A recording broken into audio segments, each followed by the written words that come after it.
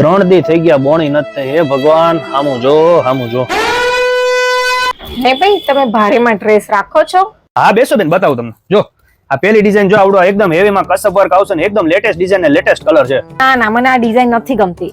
કઈ વાંધો નહીં, જો આ બીજી ડિઝાઇન એકદમ બ્રાઇટ કલર આવશે, એકદમ સિક્વન્સ વર્ક વાળો દુપટ્ટો આવશે. ના ના, આ મને લાઇનિંગ વાળા દુપટ્ટા ના ગમે. કઈ વાંધો નહીં, જો આ નવીન લેટેસ્ટ ડિઝાઇન એકદમ શાઇનિંગ વાળું કપડું આવશે, આમ તમે રિસેપ્શન કે લગનમાં પહેરો. ના રે ના, મને આવું જગામગા વાળું ના ગમે. તો પછી જો આ મસ્ત ડિઝાઇન છે, એકદમ સુપર ડિઝાઇન છે. એક આ બાટિકમાં બહુ મસ્ત ડિઝાઇન છે, એક આવું સમજો એનો કસબ બહુ મસ્ત આવશે, અને એક આ નવી ડિઝાઇન છે, અને એક આવું મસ્ત છે, અને આ મસ્ત છે. બેન જોઈ લો, જમાવટ છે. ના રે ના, મને આમાંથી એક કલર ને ડિઝાઇન એક પણ ના ગમે. હું પછી આવીશ.